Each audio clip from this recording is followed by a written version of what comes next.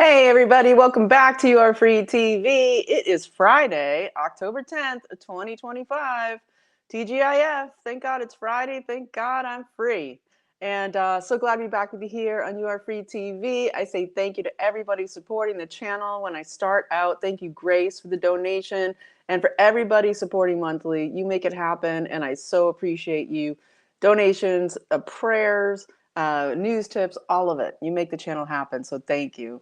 So I'm going to jump right in here with my disclaimer. This video is for entertainment purposes only. It is protected by the United States Constitution, protecting free speech, as well as the Sullivan Act and reporting. It is not intended to bully or harass anyone, never to incite violence, hatred, or lawlessness of any kind. It doesn't give legal, medical, or financial advice, and there are further disclaimers in the description below. So there's so much news today. I'm just going to jump right in. I'll be, of course, plugging for my fantastic sponsor. Incredible product, c60evo.com/YAFTV.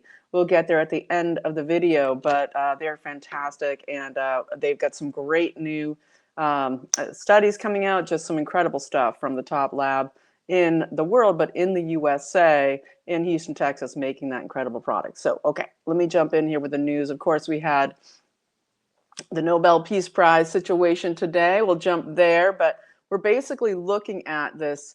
We've all been waiting. Oh, prosecutions, indictments. We've got to get the criminals. We've got to get the deep state. Where clock is ticking, right? But now the avalanche is starting to roll. Okay, it's starting to roll. I'm going to get into the John Bolton thing coming up, with charges coming up against him. Huge ones. These are massive. Of course, we have Letitia James now indicted. And it's very interesting kind of what's going on behind the scenes here as Trump praises Bondi up and down. We have to remember that Trump often praises people that he is, let's say, kind of working around. Okay, we'll just put it like that to start here. But let's get into the Nobel stuff, and then we've got so much else besides. It's just massive. So let's just start in with the Nobel. So of course, Trump did not get the Nobel Prize, and it went to, of course, what is her name? Wonderful woman, Machado, out of Venezuela, and of course she has been huge in trying to fight the Maduro regime there in Venezuela. Trump has actually been helping her a lot, and she immediately dedicated her Nobel Peace Prize to Marina Corina Machado.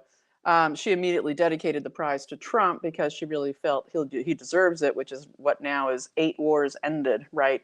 And so we have Putin coming out to talk about how the Nobel Prize has become crap, and basically, referencing how Obama got it for doing nothing except proposing that there'll be a nuclear-free world because they were going to do the JSPCA OA and billions of dollars and everything going down there with Iran and everything that happened. But Trump actually might be able, with Putin, to approach this denuclearization of the military globally, and that's on his agenda. And I think Israel will be coming into that because they, of course, have this whole nuclear weapons arsenal and program that doesn't ever get talked about, or just seems to somehow not be an issue because they would have to, of course, then be regulated and inspected, and all of that would have to happen. So it's going to be very interesting. But anywho, so Machado gets the prize. She, of course, has been fighting for the people in Venezuela. She's a fantastic woman, huge warrior for peace and for getting out of the socialist dictatorship that is Maduro in Venezuela, and the massive starvation of the people. They just destroyed the country, right? Chavez and then Maduro, and we've talked about this for years and years. But it's important to remember we had 70,000 Cambodian monks, okay, and the Prime Minister of Cambodia nominating Trump. He's been nominated like 8 times, and so he'll get it next year, right? He'll get it next year. But it's very interesting when you look at the Nobel Peace Prize, how it's so discredited, as Putin said today, that the board is all uber globalist liberal, and I think the director of the board on the Nobel is with Doctors Without Borders, right? You say Doctors Without Morals. just totally in the pocket of Bill Gates and the whole pharma cabal. And so very interesting there as Trump is taking them down massive notches. Happened today also in the Oval Office. Maybe we'll skip over to there first, but I just wanted to point that out to you that, the globalist run Nobel is it's almost it's just like, could Europe turn anymore to express their hatred of Trump? And this is as we just had in the last few days the arrest of 3 people in Belgium trying to murder, basically a teist plot, the Prime Minister of Belgium. And she, of course, is trying to prevent Euroclear and the EU and Ursula von der Leyen and the whole European International Bolshevism 100 years later group from liquidating the $300 billion in assets of Russia that is in Euroclear, because she says it will just destroy the euro. It's insane. Nobody will ever trust the euro again if we liquidate assets of Russia, as we still, of course, Europe continues to buy the gas and oil from Russia. I mean, it's just, it's so ridiculous.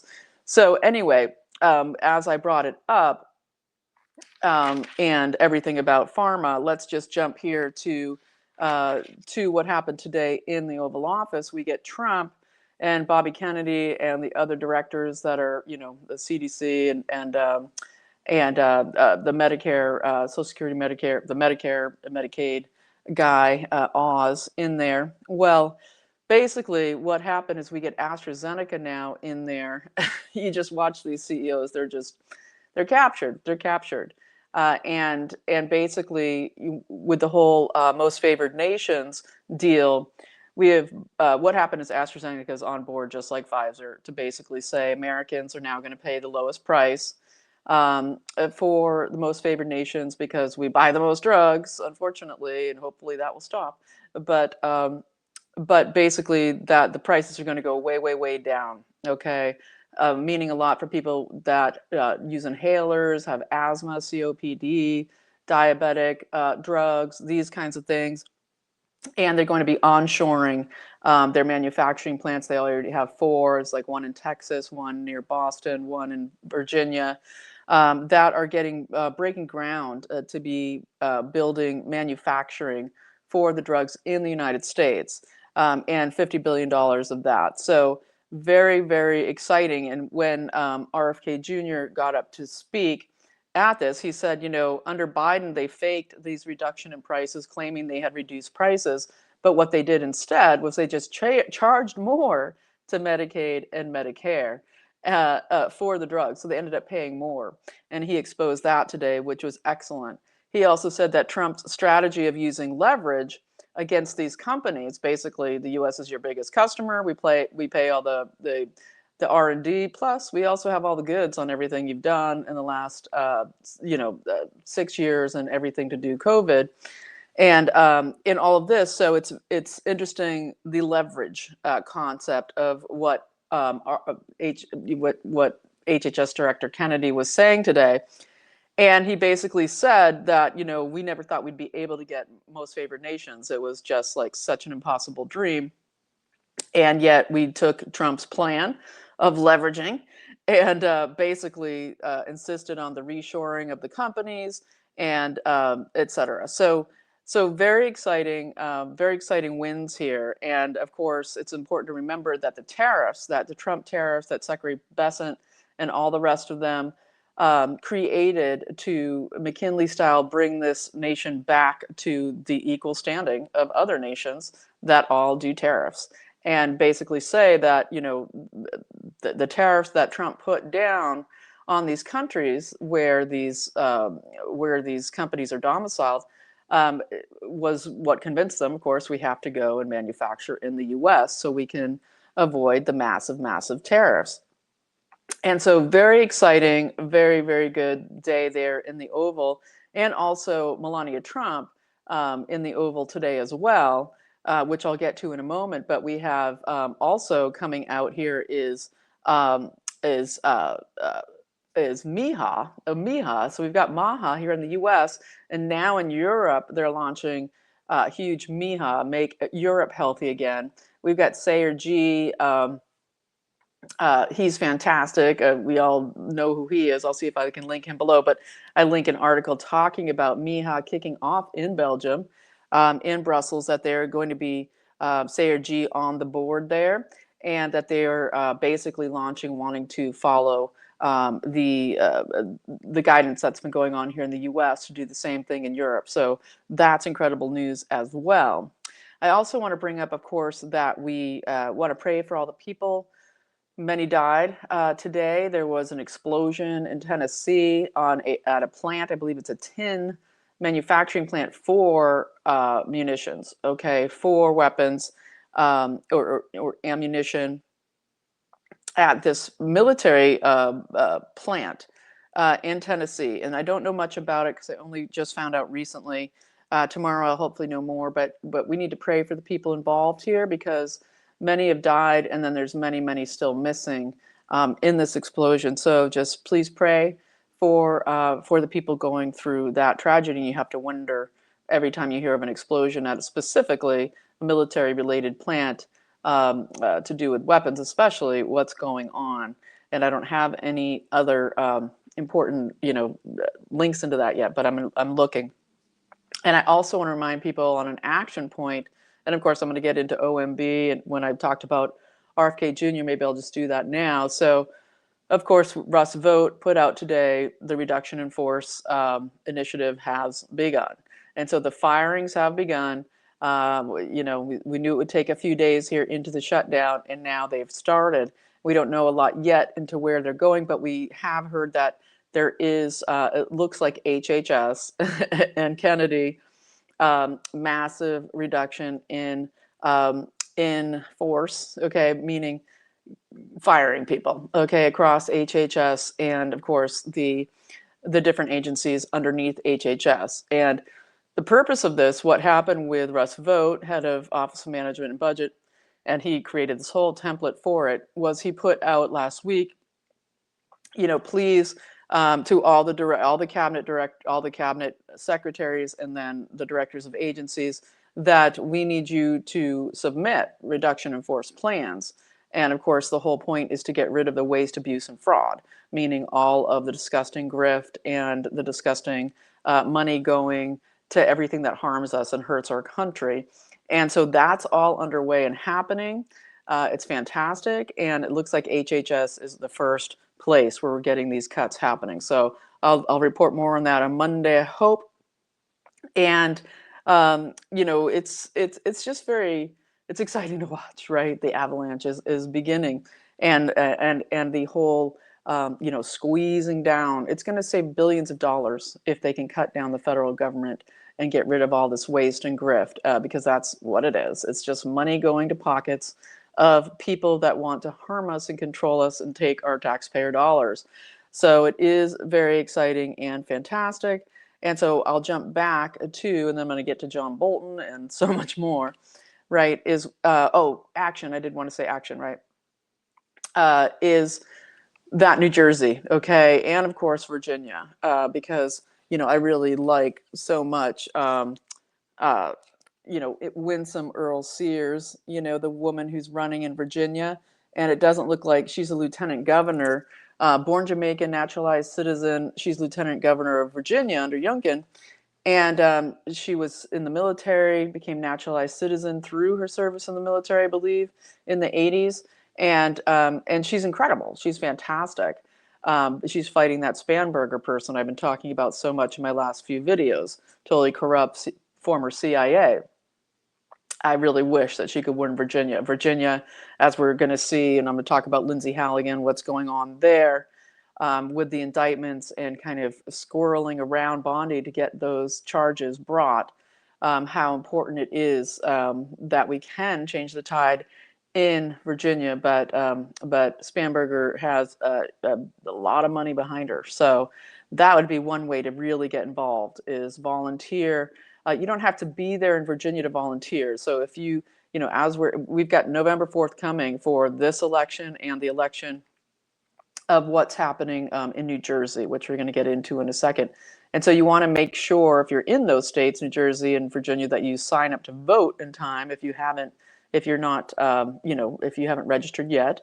and get in there with your in-person voting. But so let's talk about New Jersey here for a second. So what we have here is for action in New Jersey, same thing: canvassing, phone calls, donating.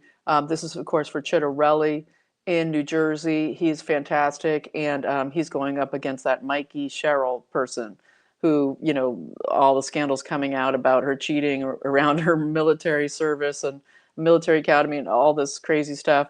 Um, and just pretty awful, basically.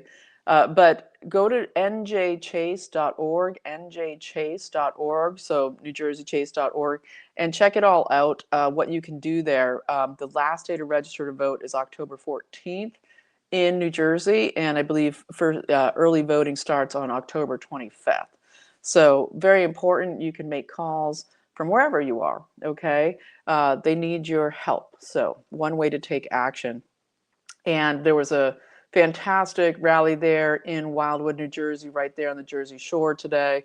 And it ended with a vigil for Charlie Kirk, because of course today is the 30-day anniversary of Charlie's assassination. And you know, just beautiful words said for him, and all of it. And of course, thank goodness for Candace Owen, who can just completely keeps chasing it down. And hopefully I'll have time to go in and talk about some of the fantastic things she uncovered yesterday, which were amazing. If you haven't gotten a chance to hear about that yet. But I think I want to segue here into John Bolton. So it's now coming clear that John Bolton is going to be charged, okay? And it's coming out, and it's very interesting because we're getting leaks, right? We're getting leaks coming out, you know, and now we're getting CNN and MSNBC or CBS now with their new you know, David Ellison, right, in control there. They're now saying it looks like Epstein might not have killed himself. And it looks like that the crime scene was completely scrubbed. His cell was totally scrubbed and tampered with immediately right after, you know, the thing happened, right, where he died, supposedly. And I always remind people that the last person to visit Jeffrey Epstein was Bill Barr, was former AG Bill Barr, right? That he went in there, and then supposedly Epstein was dead, right? And then the crime scene was scrubbed, and his brother is saying, "Oh, the autopsy doesn't show that it was natural causes," all this stuff. So, anywho's what's, that's all interesting because you know, on some level, it's interesting because the Bill Barr situation and this John Bolton situation, because John Bolton, now the U.S. Attorney in Maryland, apparently there's a grand jury convened there, and the soon to be indicted on multiple, these are serious charges on John Bolton, to do with multiple charges on sharing national intelligence classified information. And this is basically treason. And you get into things like pay for play, and this, there'll be, there's going to be many charges here. And it gets into basically selling his time, even when he was in Trump's cabinet, all this stuff. But as this was first starting to come out, when John Bolton first got his house, you know, searched by the FBI and all of that was going down, it was being talked about at that time that you had Bill Barr closely associated with John Bolton in some of these schemes. Okay, and so I'm wondering if one by one in this avalanche, because these are initial charges. It's like Letitia James. It starts out with a couple charges, but it's going to become a much bigger charge. Okay, and the same thing here with Comey. And so these charges look like they'll be coming out next week for Bolton, and we got to see, you know, because these people who are first indicted and first charged are the ones that, of course, will be having the opportunity to flip up. And it's why there's so many enormous amounts of whistleblowers coming forward, I believe, for people in the lower echelons coming forward to the FBI and the DOJ, breaking, you know, giving confidences to basically protect themselves, who have no clout, and no money to go through some massive lawfare situation or indictments. So we will see what happens, and we'll keep following it. But with Lindsey Halligan in Virginia, what we're finding out now, and it got leaked, right, to CNN or whatever, is that Lindsey Halligan did not coordinate, okay, with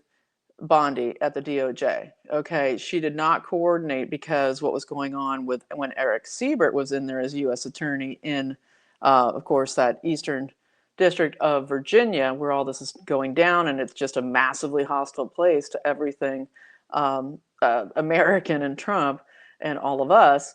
Is that Eric Siebert was holding out to do multiple indictments, James Comey, Letitia James, and also, of course, Adam Schiff is on that list. Okay, so I think we can expect that Adam Schiff will be indicted soon as well for entertainment purposes only.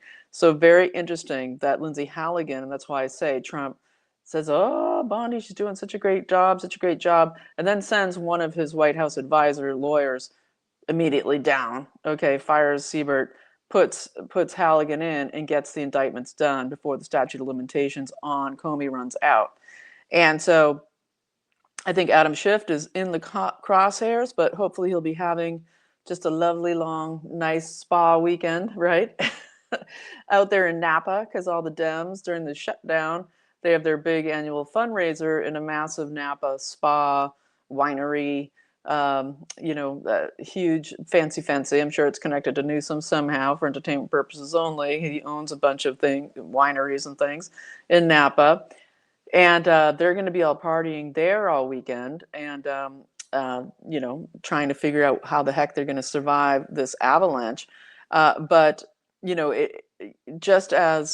it's beautiful to watch. It's beautiful to watch. So last hurrah there in Napa at the spa. Enjoy it, Adam, and all of you, while you sit there. And I don't think they'll be enjoying it as much as they thought they would have, like Swalwell, right, out of California, who's on video advertising No Kings merch, No Kings merch, right? Robert De Niro in his video coming out and saying, reading from the teleprompter with his puppet overlords, he's a puppet from his overlords over him, that he must support the No Kings rallies coming up on the 18th, right? So we've got 8 days until the big old No Kings going to happen there. Next Saturday, DC, all across the country. This is the big one we thought they were going to be doing back in the spring, but now they waited, okay, to gather their forces, which are rapidly being chased down, okay, like dogs that they are, by the FBI and the DOJ and the Treasury for the funding of all of it. And De Niro gets up there and just says, "Oh, the first No Kings rally happened during the revolution to get, fight King George, and now we have King Trump, and we have to, it's just so ridiculous how they try to spin this stuff and nobody's believing it. It's so wonderful, isn't it? God's grace and just the waking up of people just having their spiritual centers open, their eyes awakened, and they're just like, whoa, all of this has just been crazy nuts. We've been completely brainwashed, and it's not happening. And so very interesting. One thing that was great to see on social media was someone put up a tweet from Letitia James in about 18 months ago now, on February 16th of 2024, literally putting out this huge long tweet about how loan fraud and lying on mortgage applications, or lying on loan applications, all is harmful for working people, working Americans, when you get these fraudulent loans. I mean, it's insane, because you have people like Joel Gilbert, who's just done such great jobs, with his documentary movies and books on Obama and everybody else. He's just so fantastic. Well, he's been super, just squirreling in on this Letitia James stuff. And the reason I brought up that tweet was, of course, that's what she was saying about Trump with his bank loan that he got and paid back and leveraged on Mar-a-Lago. And she tried to say that he overestimated the value of Mar-a-Lago, which is ridiculous. Okay, but anyway, we know all that. But very interesting to see that that these initial bank fraud um, allegations are going to really balloon, because she doesn't just have this issue of her Richmond, Virginia home, claiming it as a residence. It goes way back to like when she was 23 years old. It goes back 30 years of claiming her father was her husband on the first loan that she got, the first mortgage that she applied for, going in with her father saying it was her husband, and getting this better deal on a mortgage because of it, or basically a mortgage at all that she wouldn't have qualified for otherwise. Her New York City apartment building, one thing that in 2021, what Gilbert points out is that she had taken out in 2021, took out a $200,000 credit line on that 5 apartment building that she owns. And she already had lied on that mortgage, saying that it was a 4 apartment building, which keeps it residential instead of commercial. Okay, so tax fraud, just every kind of fraud, and bank fraud, mortgage fraud, tax fraud. And then this credit line, $200,000. When she got that credit line, she actually claimed the building was just a personal single family home, the 5 apartment building. So she is in a world of hurt, and I think it's fantastic. I do. I think it's great. And so going to Melania Trump, she did a great presser today also at the Oval Office, talking about how she's been working directly with President Putin and his team to bring back children that have been kidnapped, have been taken during the Ukraine war. And of course, the mainstream globalist media spins this as, oh, the Russians have stolen all the Ukraine children. But she's working, she's working with Ukrainian humanitarian groups as well, but she's working with Putin's government directly. And one of the people, basically the person that she focused on mostly in her speech, is that her team is working to reunite Ukrainian children with their families. She said, we've only been able to return 8 so far, but we're trying to find these children that are missing. And it's going to be, what's really happened to these children has been, of course, worse and I believe that's where this is all going, to what's happened to the trafficking of the children out of Ukraine. And basically, but she highlighted that one of the girls was actually was found in Ukraine, was returned to Russia. So very interesting twist that we're getting here as this all goes on. I believe it's going to get into the bigger scandal of the trafficking of the children out of Ukraine, and we'll be watching, right? Because there's just so much going down. We've got, of course, in Kiev, there was huge bombings by Russia on LNG plant infrastructure, and several people died, and there was, I think, a lost power, no power in parts of Kiev now at this point.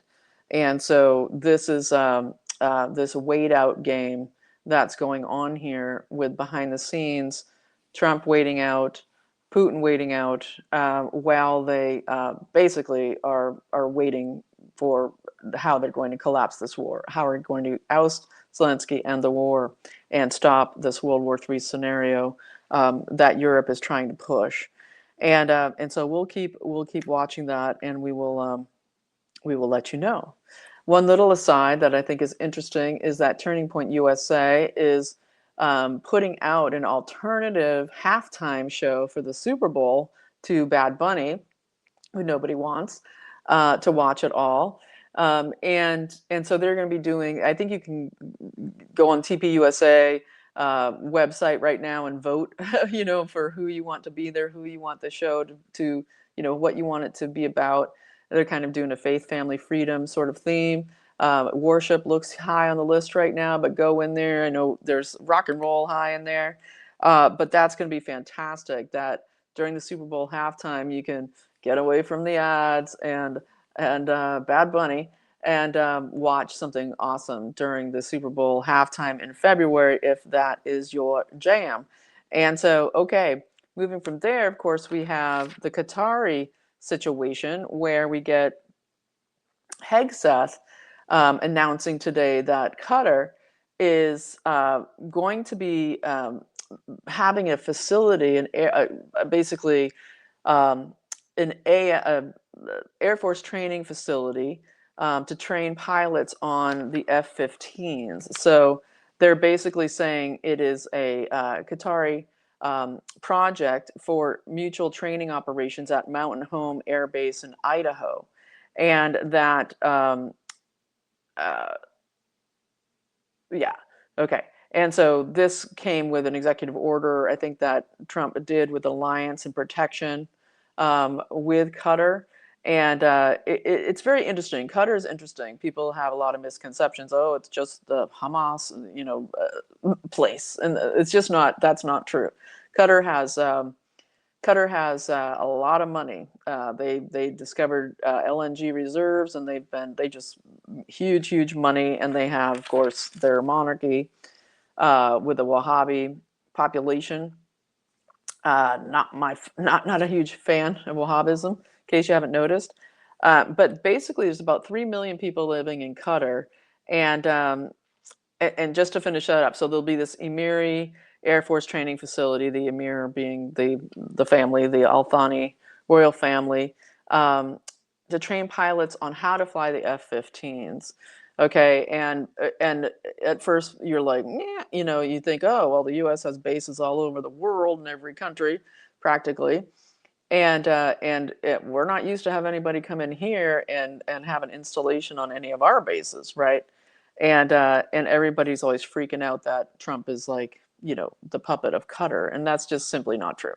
Okay, what's going on here is that Trump is selling the F-15 to Qatar, and they don't know how to fly them.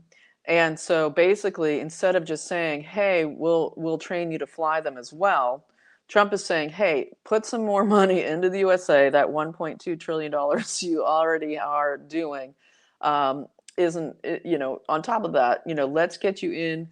How about you just, create a facility, basically spend more money in the USA, and then we'll train your pilots there." And it's also strategic in this whole peace board situation, this whole Israeli deal, which of course is, the worst nightmare of the Israeli intelligence cabal situation that is now happening. Trump says that the hostages and the dead bodies will be returned starting Monday, and he's going to be going there over the weekend to Egypt and Israel. I believe Israel first. He says he will be speaking at the Knesset.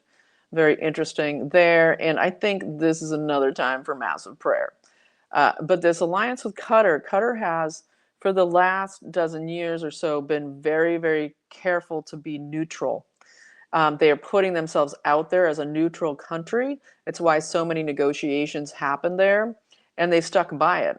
And while people always think, oh, there's tons of money coming to the U.S. through Qatar, it's a huge influence. The Qatar lobby is like not a thing, really. I mean, it's not that it doesn't exist. It's just compared to AIPAC or Israel, that these massive lobbies. Ukraine is massive, like AIPAC size lobby with the oligarchs out of Ukraine, etc. That with Qatar, they put money into things that are what they want to build. So they've put a gazillion dollars into education. And you think, oh, they're trying to bribe all of our universities here in the US, they're doing all of that. But really what they're doing is they're building US annex universities in Qatar, in this area in Doha that's called Education City. And they have multiple US universities that have put wings there, that where they've built those. Okay, they've built those as their education infrastructure over there, and that's where that money comes from. So it's all very interesting to look at it all, and I'll link a great video below where you can kind of get the history of what's really going on with Qatar and kind of understand it. It certainly is a majorly, Wahhabist kingdom, and all of these kingdoms that just, sprouted up and get to be, royal families, just across the world. They're royal families. They rule the world. It's just all, in my opinion, totally gross. But this is an interesting strategy that Trump is doing, because I believe that this, this commitment with Qatar for Trump really is about that the U.S. wants a neutral nation that is going to be very closely allied in what's going to go down here in this Middle East peace situation that is changing the world utterly. And on the disgusting, awful heels of the dead, I'm a person who thinks there should be a three-state solution, or at least could we get guarantees that all the destroyed Christian infrastructure in Gaza will be rebuilt, and that there will be a massive allocation for the Christians who have been decimated in Gaza, and not to mention all across the areas where Israel has taken over the Levant, and where you see what are jihadi deep state, John Brennan, James Comey, who used to be a communist, by the way, by his own words, absolutely was a communist like Brennan. And of course their 7 countries in 7 years plan, where they destroyed all the Christian infrastructure throughout the Middle East that they could. And so, the calls coming in from from inside the house, these people are the enemy of America and Christendom. And they've intentionally, Barack Obama being a huge, massive operative, of course, spread this Muslim Brotherhood money and power throughout the Western world. And of course, now in Houston, Texas, you're getting Sharia, just like in Dearborn, Michigan. You're getting in Houston, Texas, the same thing happening with Sharia police going out into neighborhoods that are predominantly Muslim, where they are going to shop owners and saying, you can't sell pork and bacon here, you can't sell pork, you can't sell booze, you can't sell cigarettes. And it's just so funny because Muslims have bought up all of the convenience stores, right, where these things are sold. It's either Muslims or Hindus, it's just true. Indians or Middle Eastern Muslims have bought up all of the infrastructure to do with that part of the economy, as well as, of course, the hotels, motels in the United States and abroad as well. So it is an economic infrastructure takeover that couldn't have happened just out of the blue, shall we say? Okay, and so as we watch this all happening, it is very interesting to see. Okay. And I'm not going to go too much further into Qatar tonight, but I will get back to it and what's going on there. And so let's go from here. One last thing I will say with Qatar is they do have the Qatar investment fund, the sovereign wealth fund there. And so we will, what they do feeds into that, and it feeds back into how they are building their country with their decisions they make for investing across the world. So it's a very interesting country. Okay, and so now I want to, well, should I mention that now? No, I'll get back there in a second.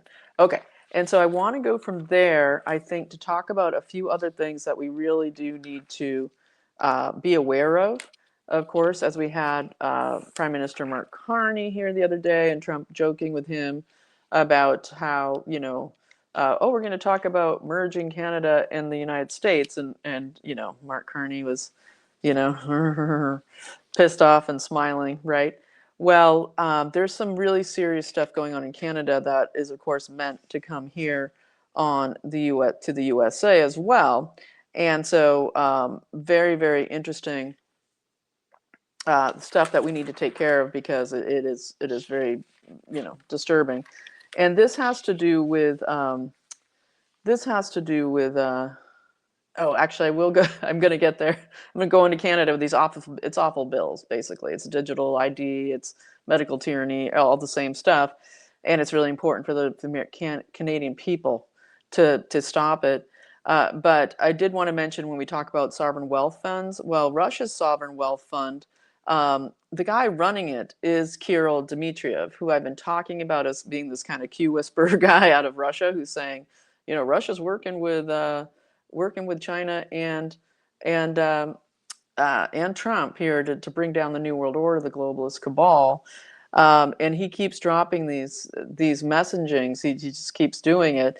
He actually is the special envoy to the USA out of Russia, and he also runs Russia's sovereign wealth fund. So it's just interesting. And we get Anna Polina Luna putting out a letter, press release letter, I think 2 days ago now, or maybe yesterday. I think it was yesterday, where she said that she is going to meet. So Representative Anna Polina Luna out of Florida is going to go and meet with Kirill Dmitriev later this month. She just announced this. So that is very, very peculiar and interesting too. Huh, that's interesting, right? And so we're going to keep following that. We're going to definitely see what's up, right? And so, when we look at, Trump kind of keeping Bondi at a far reach, right? Putting in Halligan and all of that. We just have to remember, of course, Bondi was Israel's pick for AG, right? And that's the whole Matt Gaetz, honeypot attack scheme that Israel did on Matt Gaetz. That's why Matt Gaetz is not AG or not even in the Congress anymore, because he decided that he didn't want to fully bankrupt his life and go through enormous hell. And so now he's a podcaster, right? Or he's on what is it? The other, not Newsmax, but the other one that's not controlled by Israel. He's on that network.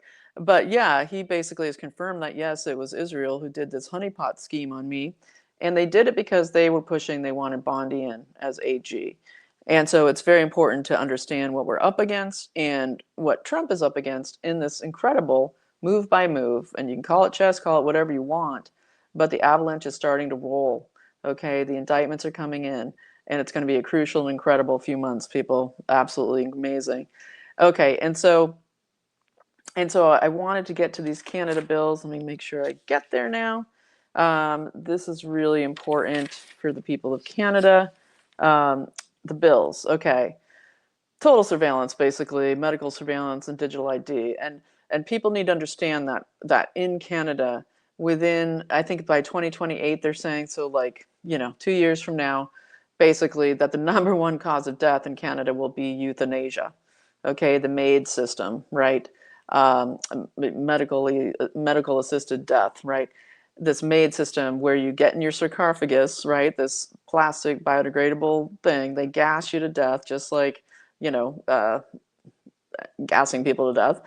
And so many people are forced to do this because they just won't give them government funds anymore. They're like, sorry, we can't pay for you. You're too expensive.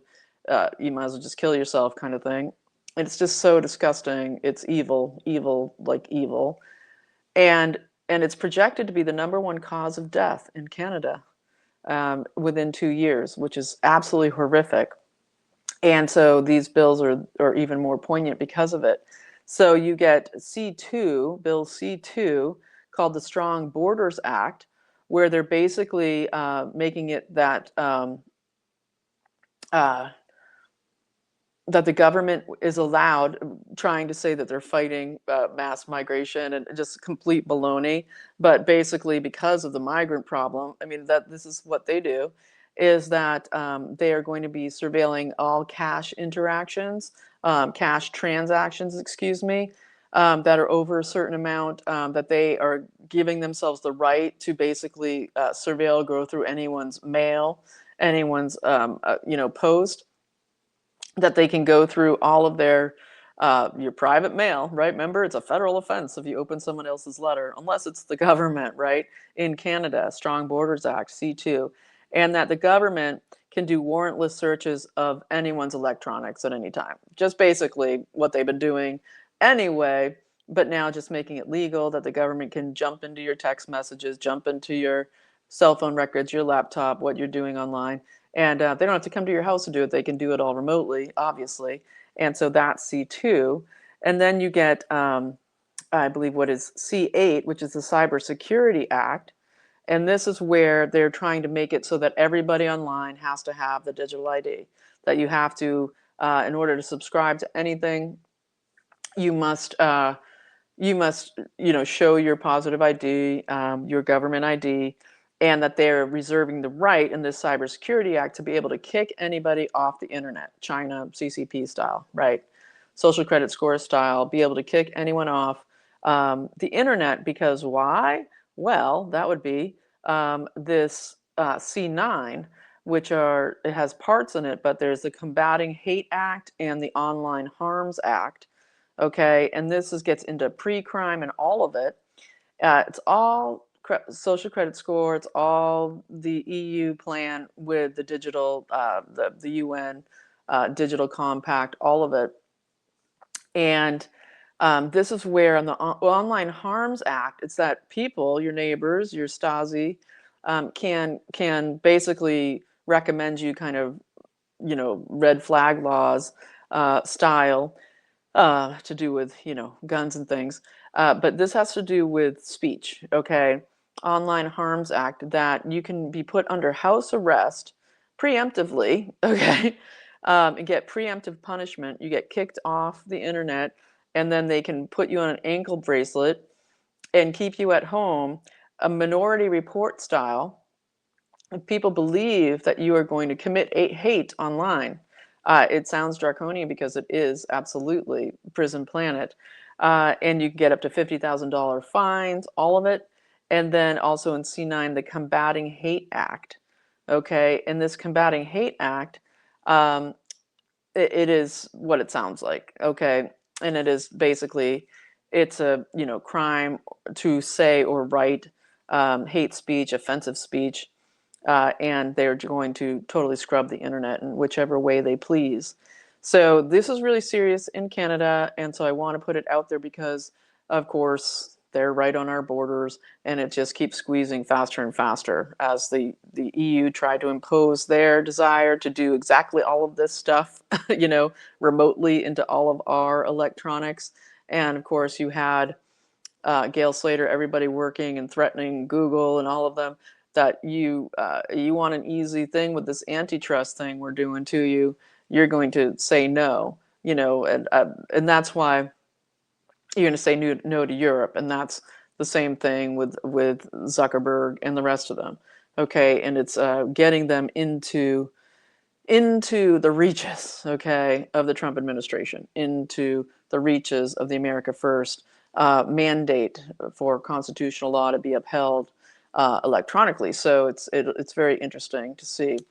Okay, let's see. I'm going to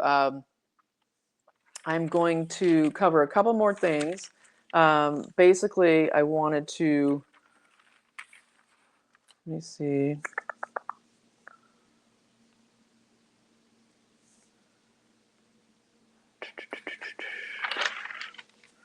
Okay, yeah, I wanted to cover. I think I want to get into. Sorry, there's something specific I don't want to miss here. I might have to get back to it because it's not jumping out at me now. I think I might go over into. The Charlie Kirk stuff, as we all pray for him, as it's been now 1 month since the event that happened in Utah, and so I think I'm going to go there. And of course, you can always go straight to. Okay, I'm going to get into Charlie Kirk here in a second. Sorry that I had that long pause. I should just pause the video, but I always forget to do that. It's weird when you don't have a team and you're doing this on your own here. But basically, I did want to mention that part of the shutdown in the furloughing, et cetera, that's gone on with OMB and the Treasury is that one half of the entire IRS has been furloughed. So that's good news. One half of the IRS furloughed, fantastic, love it. And I also wanted to mention this about Comey's trial. Okay, coming up famously, that he'll have his next, I believe, court date is November 19th, I think, and then you get his trial starting January 5th. And that's quite poignant because that's exactly, of course, the 5th anniversary to the day of when this plan was unleashed to do with the Fedsurrection and everything that went down after it. But one thing that's very interesting here is that his main lawyer, who's been coming out saying, it's my biggest honor in life to be able to defend James Comey and, East Virginia court where he used to be, where he used to perform prosecutions and all of this, and just waxing eloquent about how much James Comey is such an upstanding, great guy.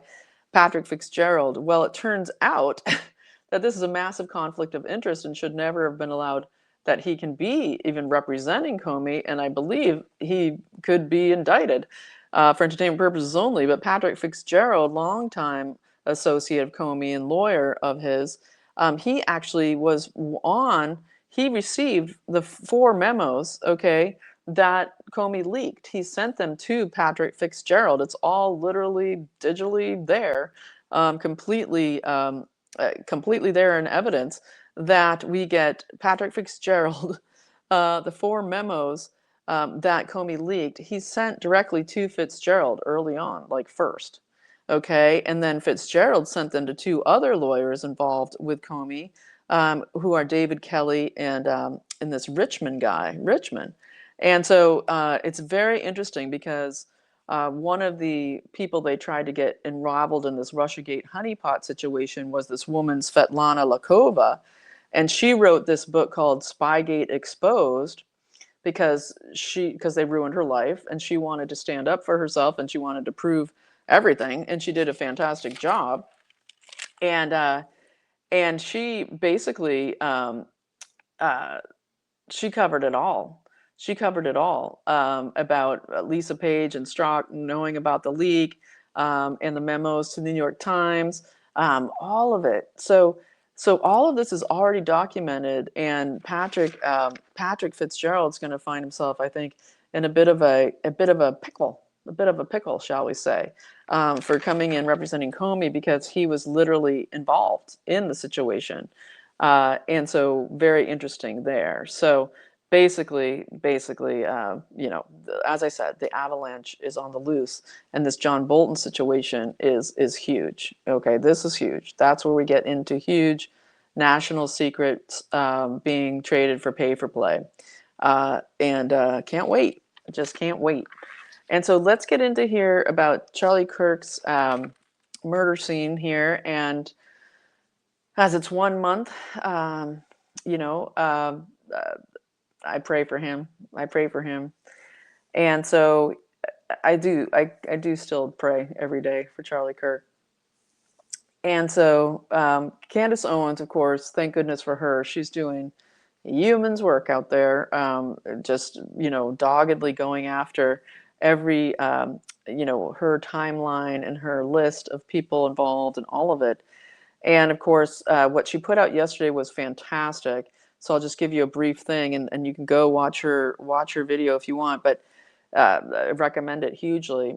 But she basically, said that there's no bullet recorded on the death certificate because it's specifically not a 306, mega bullet that would have blown his body apart and the entire, the stage behind him. But no bullet recorded on the death certificate. You get this situation of the new medical examiner at the state of Utah who came out of Missouri, Dr. Deidre Weiss Omaro, installed in May. You get, this is very poignant, I thought, which was, and we've got George Webb now who's been trying to track down the footage out of TPUSA. Just give us the footage, like from the back, especially to Charlie's left. There's no footage from that side, but they have it all from that back footage, but they just won't release it.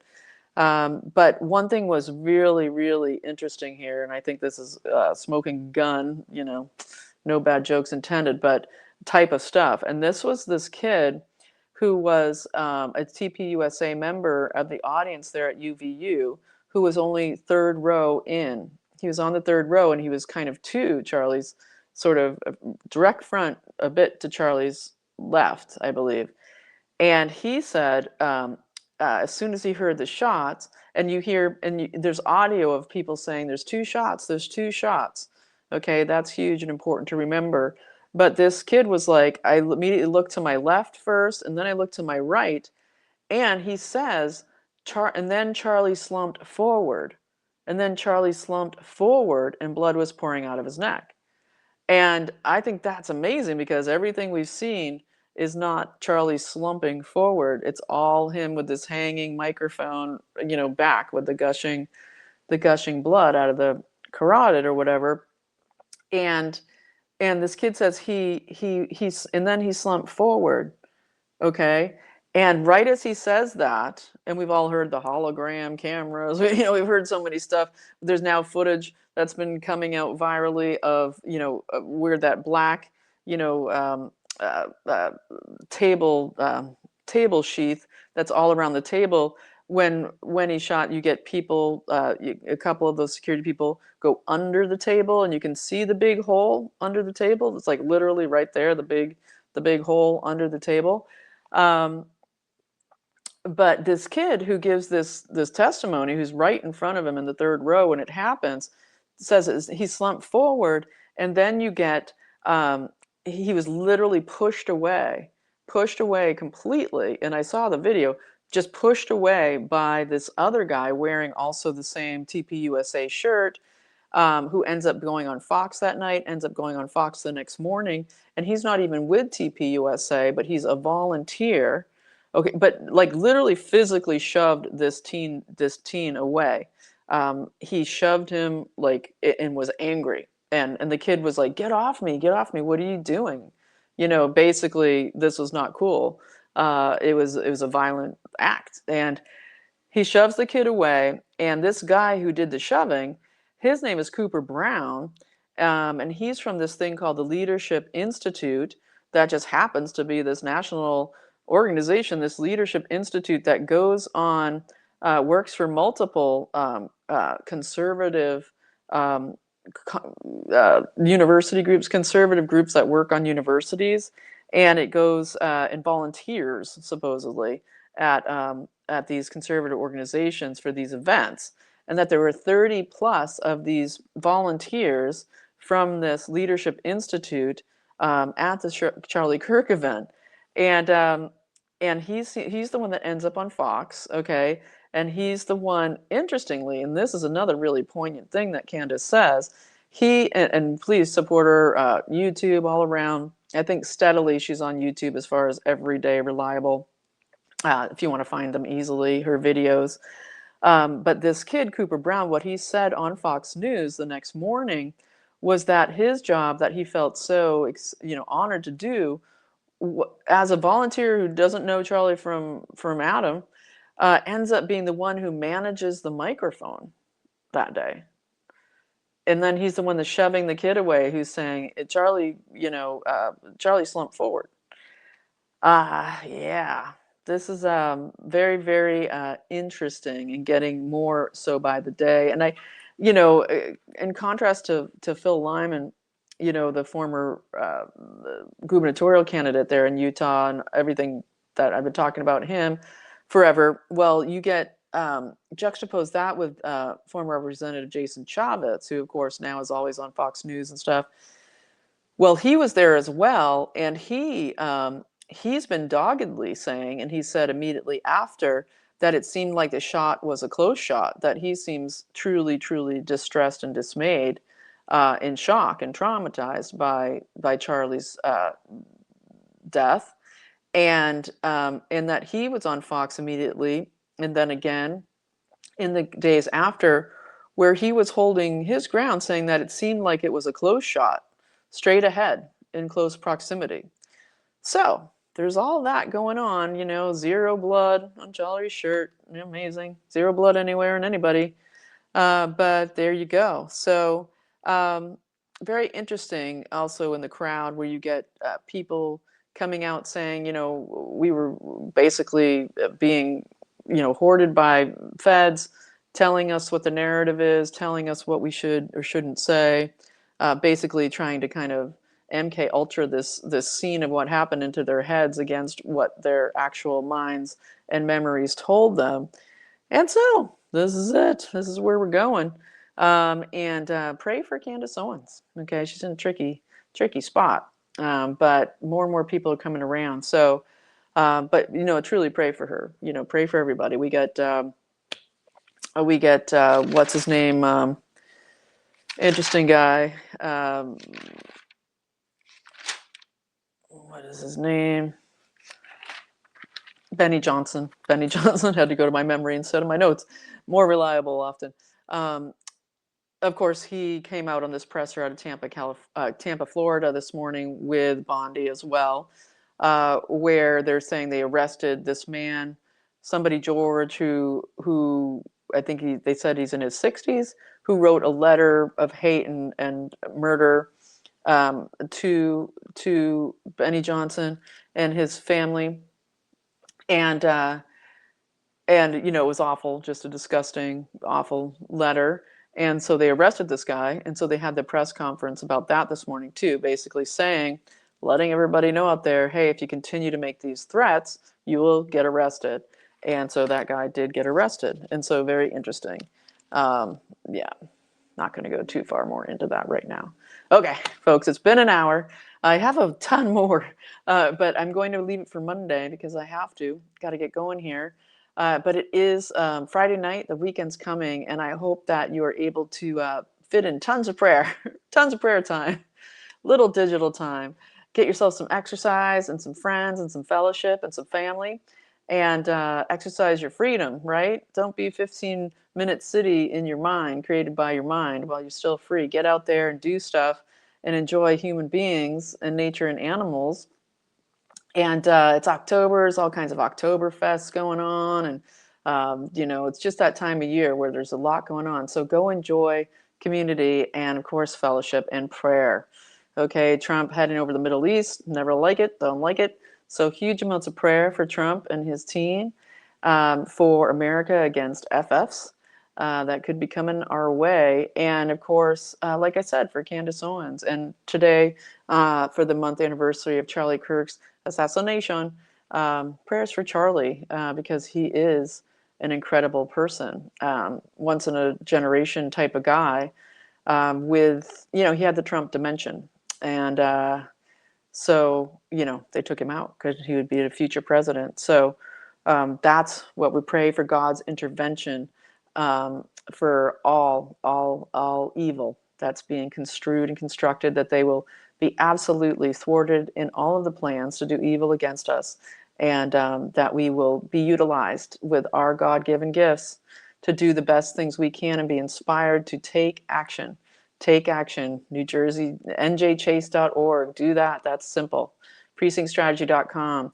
It's heating up, okay? The people that are going to be running in the midterms, literally, I think, mostly it's like in February is when the last chance to register there to be a candidate around. So get busy, folks, but also enjoy some R&R this weekend. You are free. And check out my sponsor, c60evo.com. Give them a look. c60evo.com/YAFTV. You've heard it so many times, but seriously, ESS60 is the purest form of carbon-60 out there because it is made in a incredible reactor in an incredible lab and then completely purified. It's just an incredible product, and people using it for all of the degenerative diseases, okay, to rid them of all of the crap that is in their cells and their mitochondria attached to their DNA, all of it, getting that garbage out. Because on Monday I want to get back to talking about the intra-body nano network, and why it is such a huge problem, okay, that the big end game here is that they're trying to link us all up, okay, and not trying, they literally have, and it's why people can't feel or think or have giant, aspirations or feel God, all of these things, and that garbage needs to get out of your body. So check it out, c60evo.com/YAFTV. Use the code YAFTV for 10% off, and anybody who's ever donated to the channel gets 15% off, different link and codes sent to you. Check it out. And if you found something in this video that you find to be helpful, eye-opening, whatever, and you just want to support the channel, I would so appreciate it. There's ways to do so below. And I always super appreciate people who donate monthly, get on the monthly thing, because it helps me to, forecast my next month, what I'll be able to do. So thank you so much for watching. You are free, and I will see you Monday.